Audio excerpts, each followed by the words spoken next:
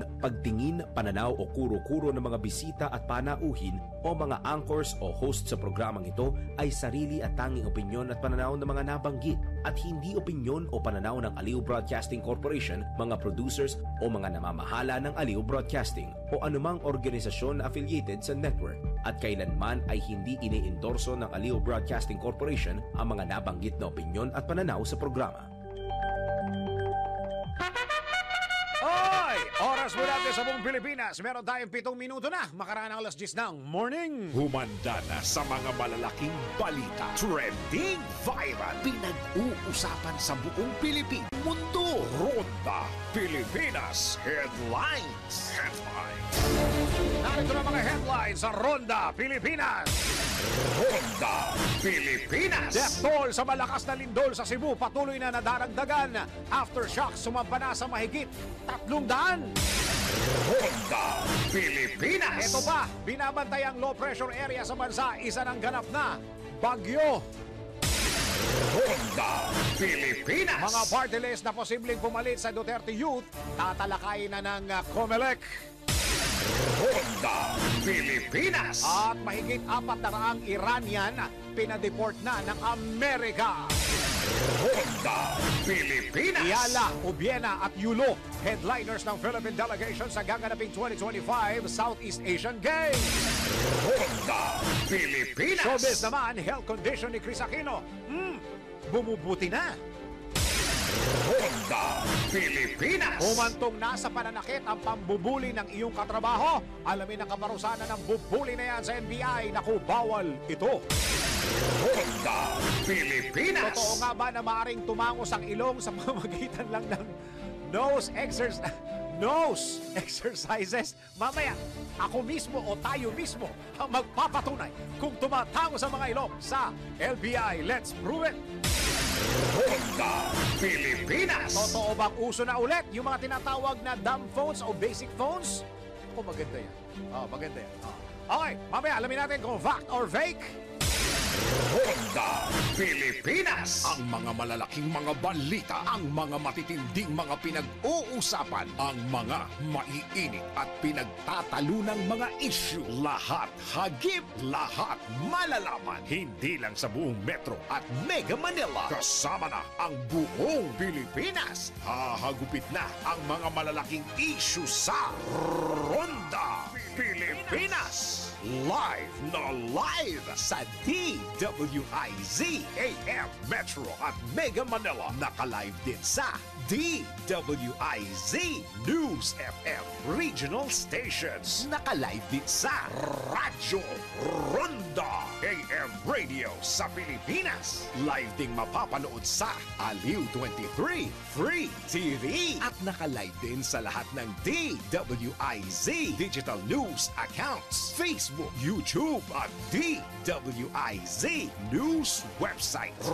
Ronda Pilipinas. Wala nang mahuhuli sa balita. Wala nang maiiwanang issue na hindi mo alam. Ngayon, updated ka na sa Ronda Pilipinas. Kasama si Dennis Antenor Jr. Ronda Pilipinas.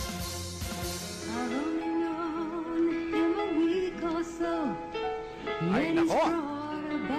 Siguro ho, napansin ninyo ang inyong mga Facebook ngayon, mga Instagram at saka mga TikTok, kasi kasama yung X. Lahat ho yan, ang laman po niyan ay ang pagyanig na nangyari sa may bandang Visayas area. Yung Cebu. Ito lang ho ang aking warning sa mga kababayan po natin na kung hindi naman talaga na lindol sa pinangyarihang lugar, huwag nyo nang i-post. Huwag nyo na hong palalain yung sitwasyon dahil kawawa naman po yung mga natatakot. Lalo na pag hindi naman nila hawak yung impormasyon na kailangan nila. Tama. Ingat lang po tayo at tayo po'y maging vigilant. Lalong-lalo na sa pagkakalat ng mga impormasyon at ang mga video na to. Kasi diba? kaninang umaga lang ang daming lumabas na report na yung magnitude 6.4, yung iba 6.7, yung iba 6.9. Buti, nakausap namin si Direktora Teresito Bacolcol ng Evox kanina, 6.9 ang confirm. 6.9. Dahil yung iba yata 4, ano? May 4. Sa ibang lugar, Sa oo. ibang lugar. Tapos, ang lalim yata ng nito ay nasa 5 kilometro lang yata. Mababaw lang eh. Kaya naramdaman ng buong Visayas area. Hindi, buong Cebu. Ano pa nakaramdam? Iloilo. Leyte. Bohol. Oo. Diba? Bohol. Kahit nga Leyte. Leyte O naramdaman kasama din. Leyte rin. Oo. Nakita nyo ba yung video na nagsishake? Ayan. Ayan. Yung nagsishake na, ano, na tulay. Mactan, Mandaue Bridge yan, ha? Ayan. Ako, Oo. doon ho sa mga nanonood sa Aliw Channel 23 at DWIC News TV at sa mga online viewers natin, ayan, pinakikita po natin, nagsishake yung mismong tulay. Ha? Aha. Ito ho ang problema. Dapat ho malaman natin, lalong-lalo na, Yeah. lalong-lalo, Alam ko rin, pakita mo lang, ipakita mo Sige, lang sige. para ma-warningan yung mga kababayan natin. Dapat ho malaman natin kung ang integridad Yun. ng ating mga bahay at mga building na pinapasukan, lalong-lalo na, ang alam ko yata, suspended yung klase ng mga bata roon, di ba? So, kailangan, meron ho tayong, naku, teka muna. Oh, bakit? Saan tayo kukuha ng engineer? Sa DPWH? Oh, ayan, sa DPWH yan. Public highway yan eh. Yun lang ha. Napakamot na naman ako sa ulo. So- DPWH ng Cebu. Okay. So, kasi ang gusto kong tanungin, yung integridad ng mga building. Alam nyo, wag na natin pag-usapan yung building, yung integridad ng baka bahay. Oh, di ba? Yung mga bahay. Tapos, pag-ingatan po natin, yung mga kababayan natin dyan, tayo po inaabot diyan, ha? Sa magitan din ng RPN stations. Yes. So, action, di ba? And of course, action. Radyo Ronda. Ayan. Radyo Iba yan Ronda ha. pala. Pero ma-action kasi sila eh. Tama. Radyo Ronda. Agree. At nasaan na ako? Integridad. Oo, Yan. kasi Yan. meron hong, ewan ko, confirm mo nga ito, Kuya Drew and Ate Juday, meron daw isang evacuation center na medyo gumuho yung pader. Oo, so ngayon, lahat ho ng mga structure ngayon sa areas na po na yan ay medyo questionable. Exactly. Diba? Tatawagan natin ang pansin ng mga taga-DPWH. Ng Visayas lalo. Oo. Patulong ho. Dahil ang mga kababayan po natin nangangailangan ng tamang impormasyon, Ayan. tamang Aha. balita. Yan. Kaya po, hingin natin ang tulong ng local DPWH dahil kayo pong nakakaalam, mga engineer po dyan, DPWH na naman. Yun lang. Baka naman pwede. Hindi, Cebu na mo. Parang wala pa ako naririnig sa kanila tungkol sa issue ngayon. Tungkol doon. Sabagay. Baka pwedeng pakitulungan yung mga kababayan Yes. natin. Sec Vince. Oo. Baka, sabagay nandun na si, di ba? Andun na si PBBM. Secretary. Secretary. Andun na si Secretary, di ba? Yes. Nasa area na siya. Yeah. So, alam na niya kung anong gagawin diyan dahil magaling naman yan si Secretary. Alam niya kung paano ipapacheck yan. Basta, sa mga kababayan natin na uuwi ng kanilang mga bahay, pa-check po natin yung integridad, yung Yan. integrity ng building ng bahay natin, lalong-lalo na yung mga pader. Mag-iingat po kayo, ha? Kung hindi ho kayo sigurado, huwag muna kayong papasok sa Exactly. loob ng bahay. Lalong-lalo na doon sa mga building na inuuwian ninyo o tirahan ninyo o diyan kayo nagtatrabaho. Bantayan din yung aftershocks ha. Sinabi Oo. ng PVOX na posible pa yan umabot ng ilang araw hanggang ilang linggo at parang minus one point lang ang kailangan dyan. Ang nangyayari minsan, di ba may history ang PVOX na mas malakas yung aftershocks mismo doon sa Lindol? Meron. Nangyayari yan di ba? Meron, pero for now, ang nakikita nila PVOX ay kung magnitude 6.9 ito, ang pinakamalakas na aftershock ay posibleng 5.9. Naku, malakas pa din yan. Yes. Malakas pa din yan. Mag-ingat ho tayo. Kaya dito natin na mapapatunayan yung ating mga earthquake drill na yan. Yan ang ginagawa. Oo, nako, antabay lang po sa DWIC News para bigyan namin kayo ng pinaka-latest Yup. na balita. Magandang araw, Pilipinas! Live na tayo sa DWIC News Nationwide, DWIC News FM Regional Stations, and Radyo Ronda. And of course, sa lahat ng mga ginagawang radyo, kanina mga TV, Aliw Channel 23 at DWIC News TV. Magandang araw, Pilipinas. Ako ang iyong tagapagbalita. Ako si Dennis Antenor Jr. Ronda Pilipinas. Sa detalye ng mga balita, nakapagdala ang NDRRMC ng 26 na binawian ng buhay dahil sa 6.9 magnitude na lindol sa Cebu, habang aabot naman sa 146 ang nasugatan. Pero nilinaw ni Office of the Civil Defense Deputy Spokesperson Diego Mariano na isa sa ilalim pa sa verifikasyon ang bilang ng mga nasawi. Sa ngayon, tuloy-tuloy ang damage assessment ng NDRRMC sa epekto ng nangyaring pagyanig, gayon din ang pagtanggap ng datos kaugnay sa mga naging casualty sa insidente.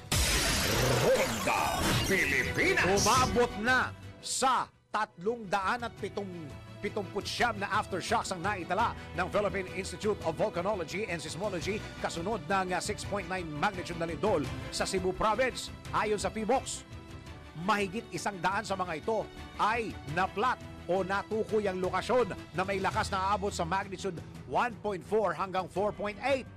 Nabatid na niyanig ng malakas na lindol ang probinsya kagabi at naitala ang epicenter nito sa 21 kilometro sa hilagang silangan ng Bogo ba to o Bugo? Bogo City. Naramdaman ang intensity 5 sa Argao, Cebu City of Sipalay, Negros Occidental, City of Lapu-Lapu at City of Tacloban. Si Dennis Antenor Jr. Ronda Pilipinas. Samantala, tanggap po tayo ng isang report. Meron po tayong istasyon dyan sa Cebu.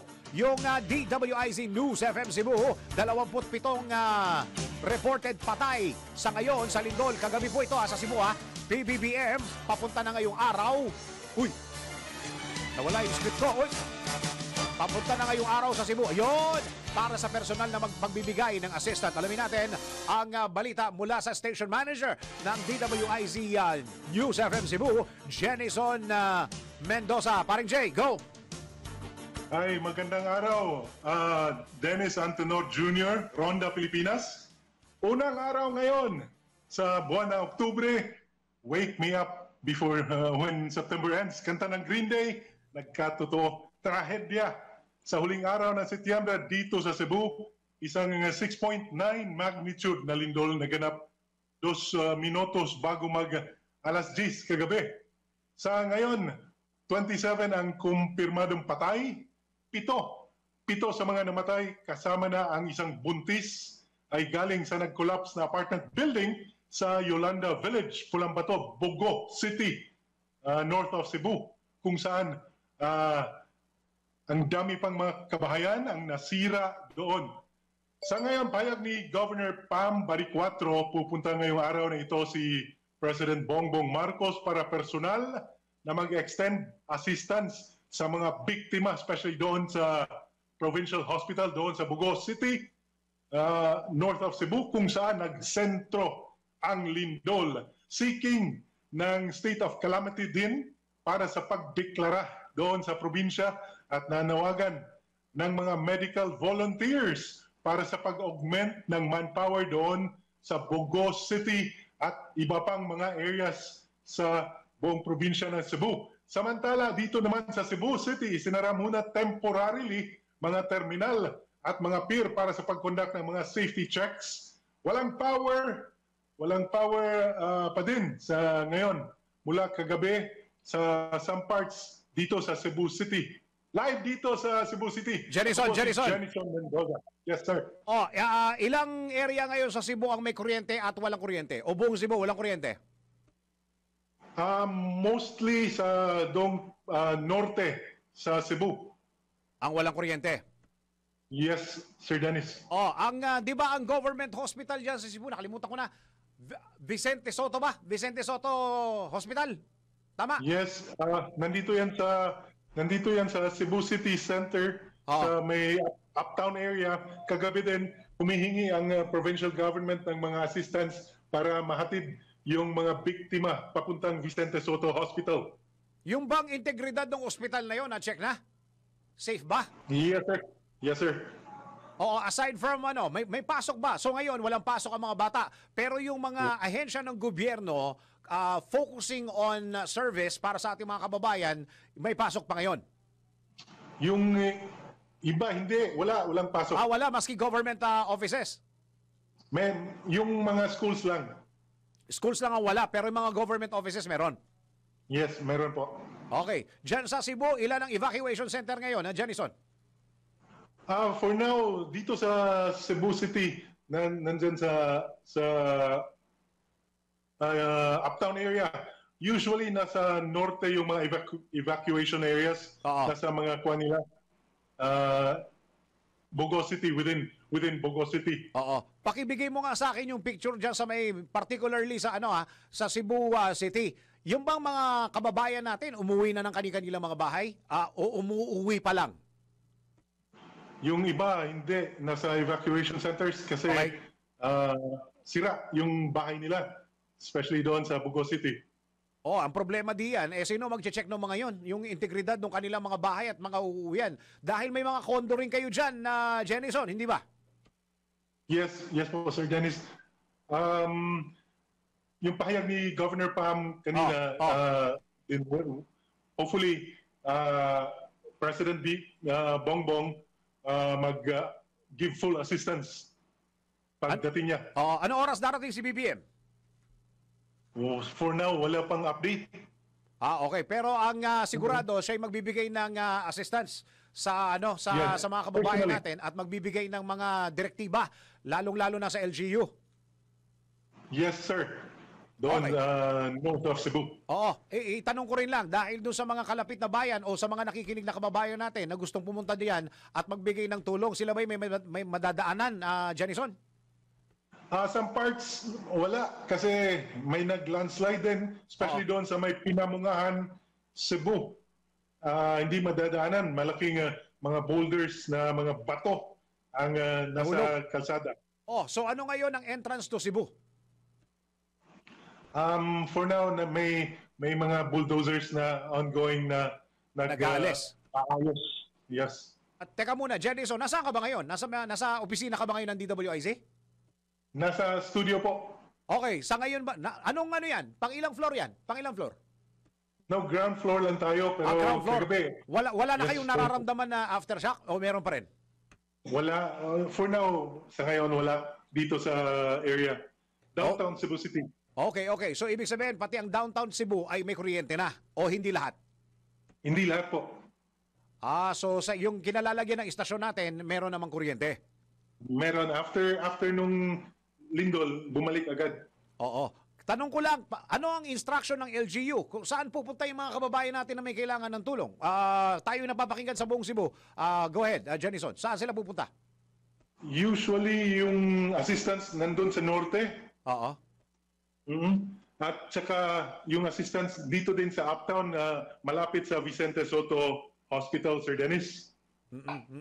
Okay. Jennison, tatawag-tawag kami para sa update sa nangyayari dyan sa Cebu, ha? Sige po. Okay, maraming salamat. Jennison, thank you. Thank you.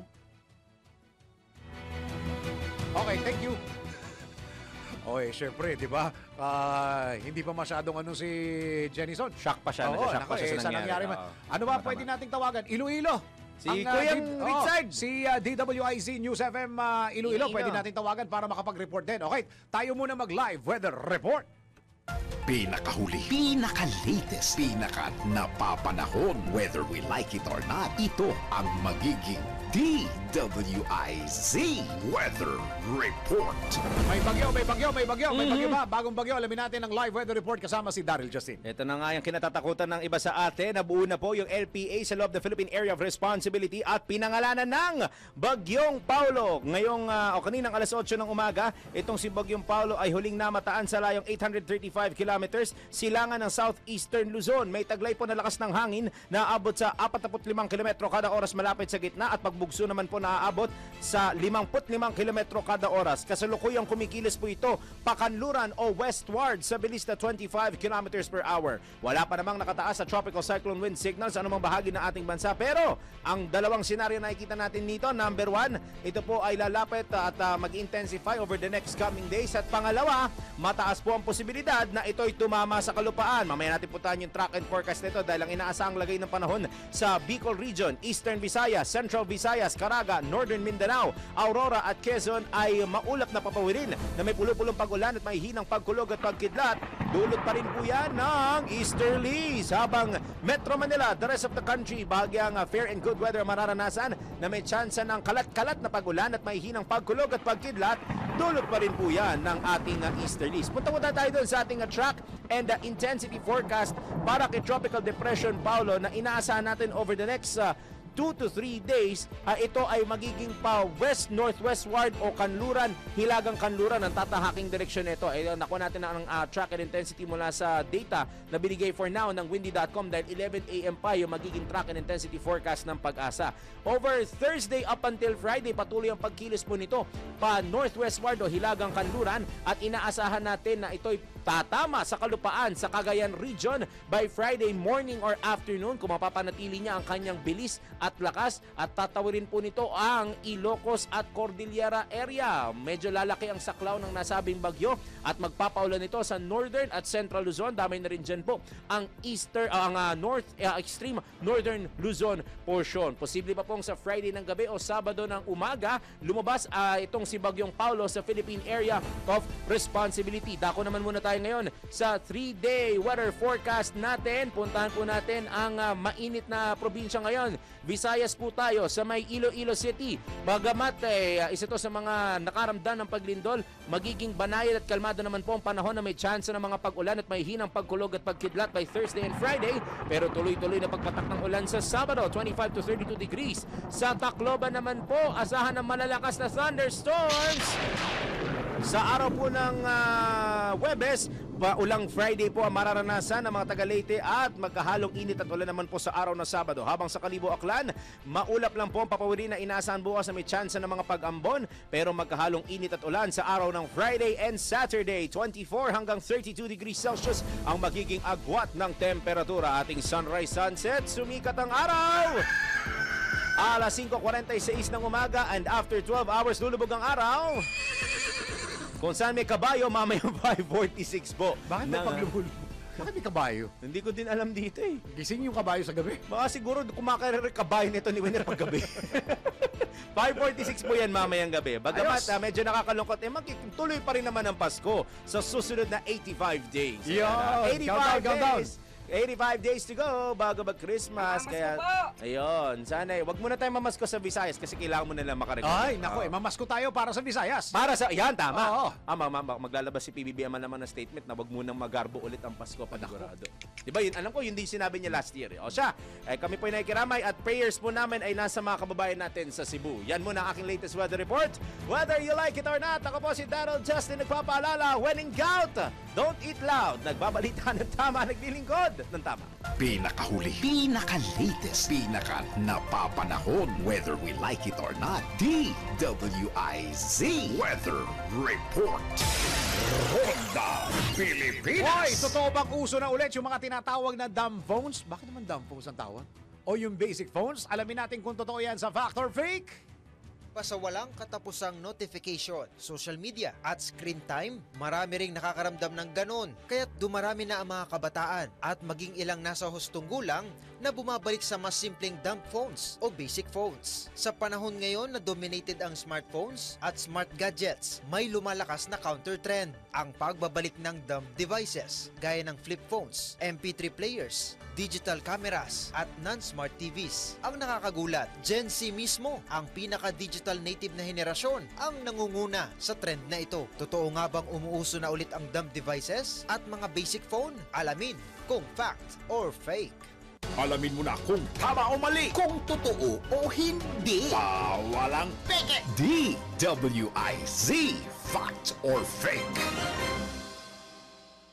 Ayon sa isang survey, 68% ng Gen Z adults ay umaaming somewhat addicted sa kanilang devices. Kaya marami ang naghahanap ng mas simple at less distracting na alternatives. Halos 39% ng Gen Z smartphone owners ay open na magpalit sa flip phone para sa mas maayos na tulog, less anxiety at mas kaunting distractions. Practical din ang dahilan. 41% ng consumers na interesado sa non-smart TVs ay nagsabing mas affordable ito, habang ang iba ay naghahanap lang ng simplicity at dahil hindi rin nila ginagamit ang mga smart feature. Ayon sa mga survey ng US at Europa, bahagyang bumaba ang bilang ng gumagamit ng smartphones habang lumalakas ang interes sa mga flip phone na minsang itinuturing na luma o lipas na. Higit pa sa nostalgia, Kaya sinasabi ng experts na ito'y tanda ng mas malalim na desire para sa balance, well-being at intentional tech use. Tinatawag itong digital minimalism movement o ang intentional tech downsize, isang cultural shift kung saan mas pinahahalagahan na ngayon ng mga consumer ang peace of mind kaysa sa sobrang dami ng features. Kaya ang balitang ito ay fact. Para sa Fact or Fake, Angelo Baino, nagbabalita ng tama, naglilingkod ng tama. Huwag magpapaloko, huwag magpapagancho, huwag magpapaskam. Bawal! Bawal ang peke. DWIZ, Fact or Fake. Ronda Pilipinas. Nakalimutan ko palang itanong kay Jenison yung presyo doon sa mga apektado ng lindol. Baka tumaas na naman. Okay, teka muna. Reminder lang po ito ha, sa ating mga kababayan ha.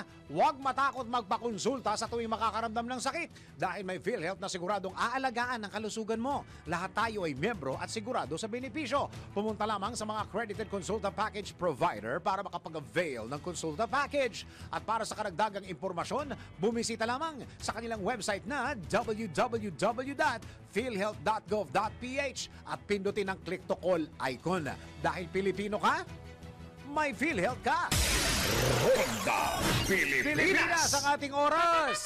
32 minuto makaraan alas 10 ng morning!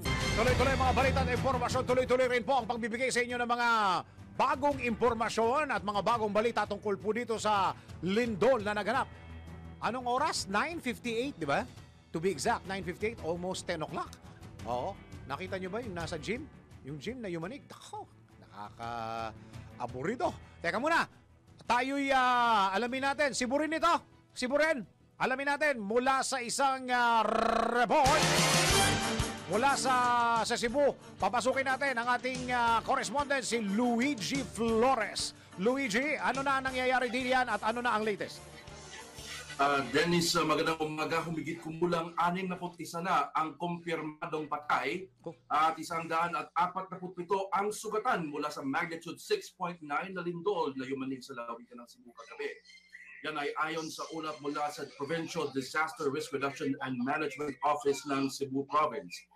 Kapapasok lang din na balita ay sinailalim na sa state of calamity ang buong lalawigan ng Cebu bunsod ng pagyanig kagabi. Ayon kay Cebu Vice Governor Glenn Soco, kinakailangan ng pagdeklara ng state of calamity para makapagbigay tulong ang lalawigan sa makanasalantan ng lindol. Isinagawa ang emergency session ng Cebu Provincial Board online para matalakay ang pagsasailalim ng lalawigan ng Cebu sa state of calamity. Online ang isinagawang emergency session at nilive pa nga sa Facebook. Ang mga bukal ng lalawigan ay dahil ang mga bukal ng lalawigan ay nasa kanilang mga distrito para masiya sa tandanyos mula sa napakalakas na lindol. May 300 aftershock na ang natala ng PHIVOLTS buhat ng yumanig ang napakalakas na lindol alas 9:59 ng gabi, araw ng Lunes. Ayon sa PHIVOLTS, nasa 17 kilometers sa silangan ng Bogo City sa lalawigan ng Cebu ang epicenter ng magnitude 6.9 na lindol at may lalim ito na 10 kilometers. Ang Bogo ay may layong halos 100 kilometro sa hilaga ng kabisera ng Cebu, which is ang Cebu City. Nanawagan na rin si Cebu Governor Pamela Baricuatro ng dagdag na medical personnel para matulungan ang lahat ng mga sugatan. Isa na rito ang dagdag na sasakyan para mapadala ang mga pasyente mula sa Cebu Provincial Hospital, Bogo City, papunta dito sa Vicente Soto Memorial Medical Center. Yung DSMMC o Vicente Soto Memorial Medical Center ay ospital ng Department of Health at katumbas ng East Avenue Medical Center at ibang mga DOH hospital dyan sa Maynila.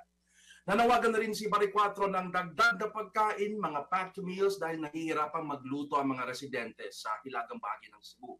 Humingi na rin siya ng tulong sa mga caterer para sa mga packed lunch. May nag-post din sa social media na isang doktor ng Cebu City Medical Center na nagpaluwag ng sanggol sa gilid ng kalsada. Ito nangyari kagabi. Pinababa kasi ang lahat ng mga pasyente ng Cebu City Medical Center nung gabi ng lindol. Sa Bogo City, ang pinakanapuruhan humigit kumulang 27 body bag ang nakalapan sa labas ng Cebu Provincial Hospital. Sabi sa isang report ng isang himpilan ng radyo, iniisa-isa ng mga kaanak ang mga body bag para malaman kung kamag-anak nga nila ang nasabi at nakasilid na sa body bag.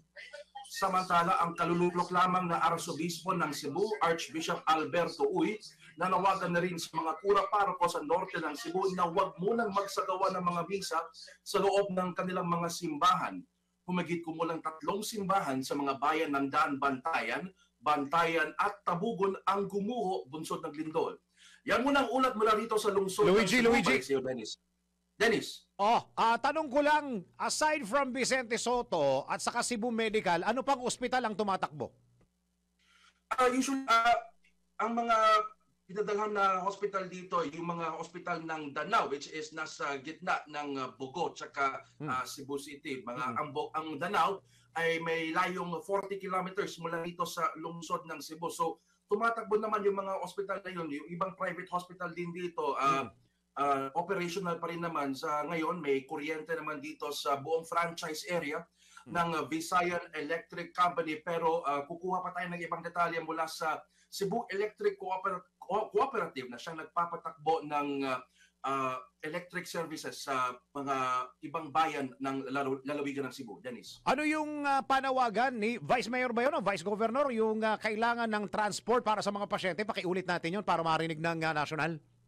Okay, ito panawagan ni Cebu Governor Pamela Baricuatro mismo ang dagdag na medical personnel para makatulong sa mga nasawi at mga nasugatan dito sa lindol na naganap dito sa lungsod at lalawigan ng Cebu.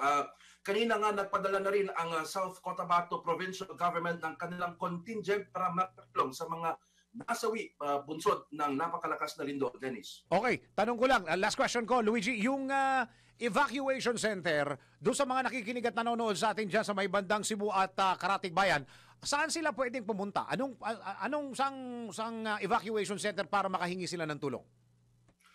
Yung evacuation center, alamin muna natin, Dennis, yung magiging kung nasaan yung mga evacuation center na itinayo ng mga local governments. Alamin natin yan, Dennis. Meron pa ako isang gusto itanong.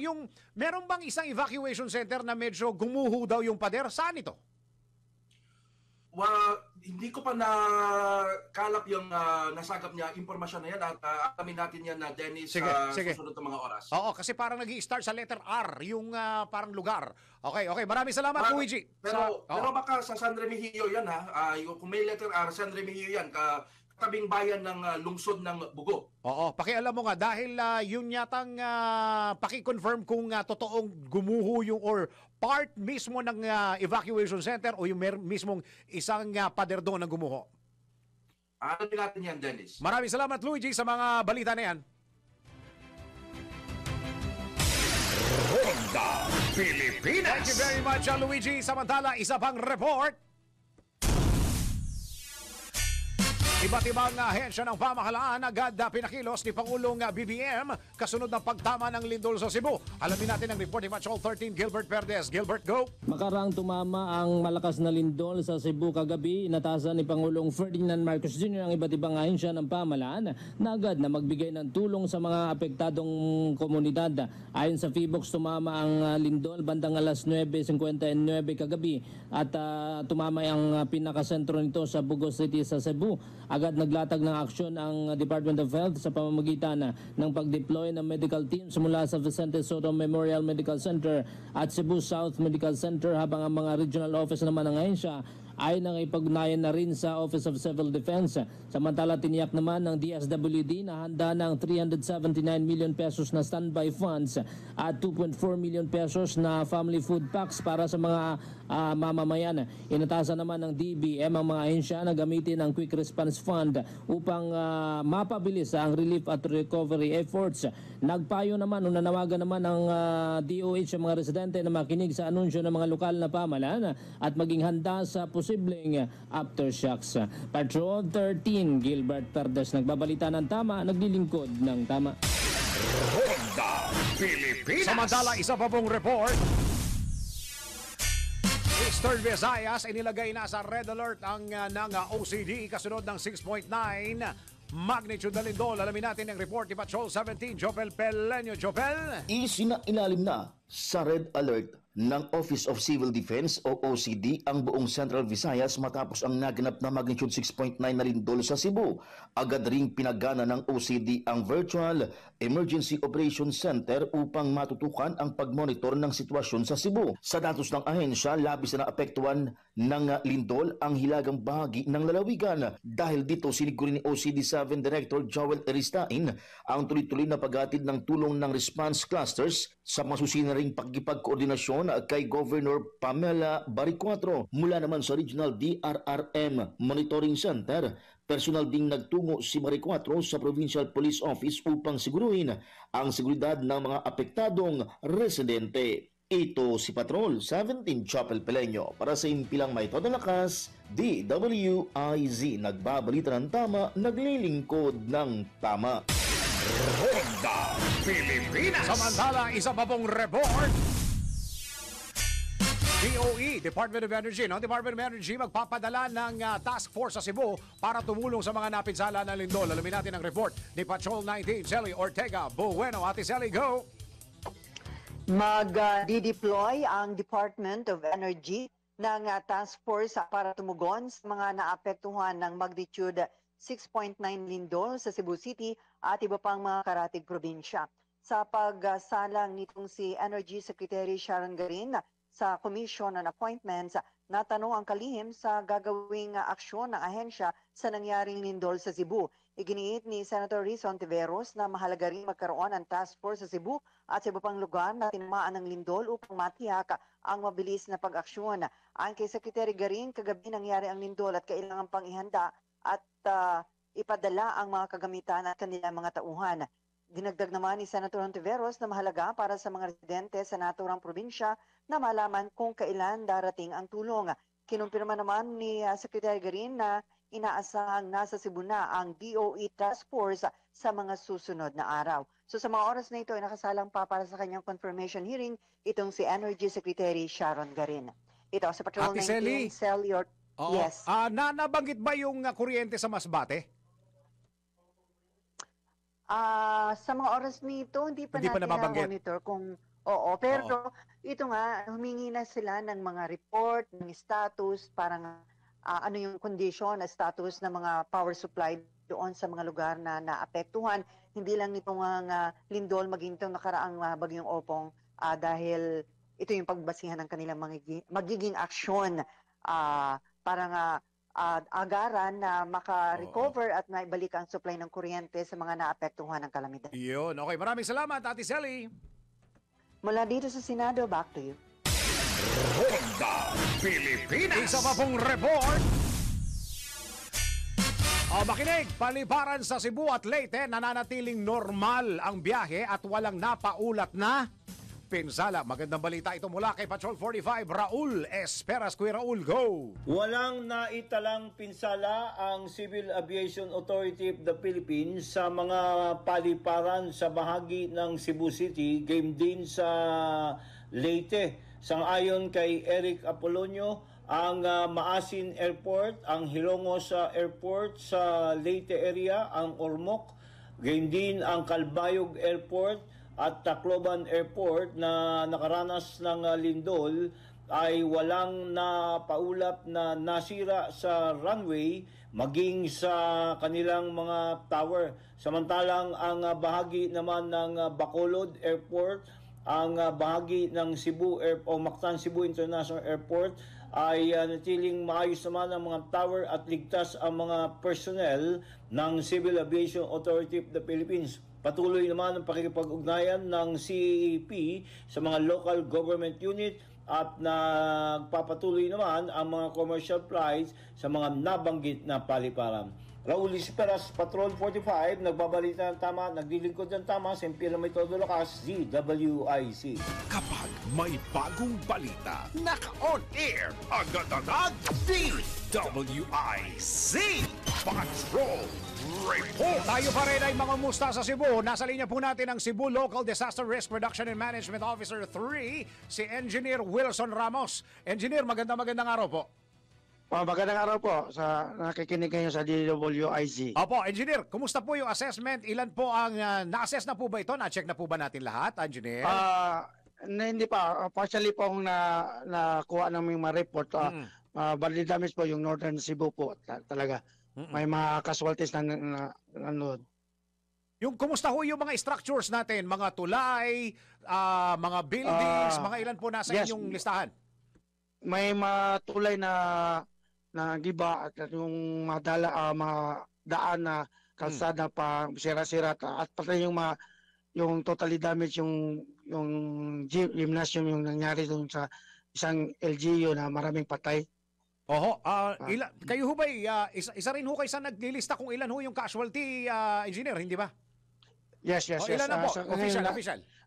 Officially ngayon ang na-receive namin is 53 lahat na ngayon ang casualties from 53 from 7 LGUs po.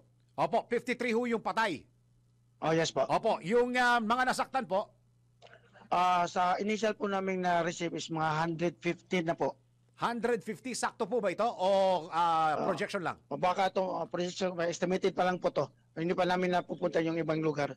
Okay. Yun ho bang meron hong pakibigyan ho kami ng merong isang gym na parang nagpapalaro ng basketball. Kumusta na ho yung mga casualty po doon, engineer? Sa Cebu po yun? Yes po. Opo. Sa San Remio po yun, munisipyo ng San Remio po. Opo. Nangyari yun is may parang basketball game doon nangyari, tapos nangyari yung lindol. Opo. At initially 11 yung namatay doon po. 11 po yung namatay. Ito po ba yung sa bandang entrance ng gym? Yes po. Yung pagpalabas na sa kanila. Opo, doon sila nadaganan, doon sa entrance po dahil nagkagulo, nagpanik yung mga tao. Yes po, at bumagsak rin yung beam po ng gym. Kumusta ho yung mga bangkay po doon? Naalis na po ba o kasalukuyan po tinatrabaho po? May ibang tinatrabaho pa, tinignan pa rin nila yung malaking bato o tipak ng aligi. Tinitingnan kung may bangkay pa doon. Initially 11 pa yung nakuha namin nandun na sa provincial hospital. 11 na ho yun, hindi na ho yun madadagdagan o pinapasok pa ho yung buong gym? Pinapasok pa, sinasurvey pa po nila. Okay. Sir, Engineer, balikan ko lang itong sinabi mo kanina tungkol sa bridge. Ito ba mga bridge na to hindi na ho safe daanan? Hindi po, may mga bridge po hindi na pinadadaanan ng local po. Opo, yun naman pong mga buildings po na particular po sa Cebu. Ano po yung mga buildings ang apektado, particularly po yung mga government services building po? Yung mga government services, may mga munisipyo po, may mga initially ang tinitingnan na, pero majority ang nangyari dun especially sa Bantayan, ang simbahan pa at yung sa Danbantayan, na-damage yung simbahan po. Yung mismong simbahan, yun ho yung nag-viral, yung tumumba yung sa harap. Yes po, yung sa Danbantayan po yan. Oo, nalaglag yung harap. Okay, ilan ho yung mga kababayan po natin? Nasa inyo rin ho ba yung listahan ng mga evacuation center, engineer? Wala pa kaming idea po sa evacuation center. Ongoing po ang sitwasyon kasi ang nangyari po is dahil sa lindol, ang iba hindi tumutuloy sa evacuation center. To make it safe lang, ang iba ay nasa labas lang ng kanilang bahay at nagtetent po. Oo. Kayo ho ba nasa Cebu ho ngayon, engineer? Nandito po kami sa operation center sa Office of Civil Defense dito sa Mactan Air Base po. Kayo po ba nakakaramdam pa ng aftershock hanggang ngayon, engineer? Wala na po dito sa center sa Cebu City o sa Central Cebu, pero ang initial report po namin may aftershock pa rin po sa probinsya po, sa Northern Cebu. Kailan ho yung last na aftershock naramdaman ninyo, engineer? Ang dito sa Cebu, sa Central Cebu is mga kanina lang, doon lang po, yung kaninang umaga lang po. Okay. Engineer, maraming salamat po sa impormasyon na yan. Please expect our calls. Lahat mga pagka kayo po ay merong karagdagang impormasyon, please feel free to contact us or call us para on-air po namin ang inyong mga impormasyon. Maraming salamat, Engineer. Sige po, kasi si Governor is on top of the situation po. Si Governor Pamela Baricuatro. Si Governor, nasa kanya nakatutok lang. Sige po. Maraming salamat, Engineer. Pumunta na siya sa lugar lang. Yes po. Thank you very much. Cebu Local Disaster Risk Reduction and Management Officer 3, si Engineer Wilson Ramos. Ronda Pilipinas ang ating oras. 7 minuto pa bago mag-11 ng morning. Tanggap po tayo ng Balitang Sports, Iyala, Ubiena at Yulo, headliners ng Philippine delegation sa gaganaping 2025 Southeast Asian Games. Alamin natin sports news mula kay Ian Articona. Sa mundo ng palakasan, ang latest malalaman sa DWIZ Sports News. Bubuin ng Team Philippines ng 1,681 atleta at coaches para sa 33rd Southeast Asian Games sa Bangkok, Thailand ngayong Disyembre.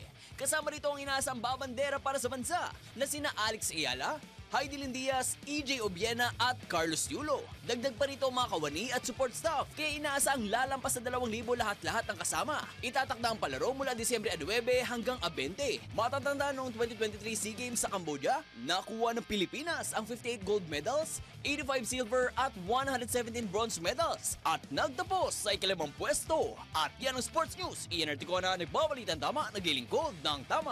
Ronda Pilipinas! Ito na ang latest, bagong-bago, fresh na fresh, DWIZ Showbiz News. Health condition ni Chris Aquino bumubuti na. Alamin natin ang showbiz balita mula kay Anton. Para sa aking balitang showbiz, umaayos na ang kalagayan ni Chris Aquino. Patunay nito ang pagdalo ng actress TV host sa birthday celebration ng kanyang paboritong makeup artist na si Jonathan Velasco noong September 25. Kasama ni Chris ang kanyang mga anak na sina Joshua at Bimbi, kung saan pare-pareho silang mga naka-face mask. Sa larawan mula sa Instagram account ng makeup artist, halatang nakakalabas na rin ito ng kanyang tinutuluyan dahil nakarating na ito ng San Juan, kung saan ginanap ang selebrasyon ng kanyang paboritong makeup artist. Ayon sa kumalat na balita, umano'y sorpresa daw ni Chris sa kanyang makeup artist ang nasabing birthday party. Sa post ni Jonathan, nakalagay dito ang kanyang malalaking pasasalamat kay Chris at sa mga anak nito. At iyan ang aking balitang showbiz para sa impilang may todong lakas, DWIZ. Ako si Anton, nagbabalita ng tama, naglilingkod ng tama. Ronda Pilipinas! At bago tayo magpaalam, tayo muna magpatabag quote of the day. Huwag kang matakot, magsimula ulit. Mas nakakatakot yung forever kang na-stuck. Maraming salamat Pilipinas at yan ang kabuuan ng mga balita at impormasyon sa Ronda Pilipinas. Oy, sa lahat ho ng apektado ng lindol, mag-ingat. Ano po? Mas maganda ho, tayo po'y may maraming alam na impormasyon. Tamang balita at tamang impormasyon. Ang tabayanan ng susunod na programang Yes, Yo Topacio with Attorney Fernie Topacio and Miss Juvie de Guzman. Maraming salamat Pilipinas. Ako ang iyong naging tagapagbalita. Ako si Dennis. Dennis ang Tenor Jr. Nagbabalita ng tama, naglilingkod ng tama. Ang mga malalaking mga balita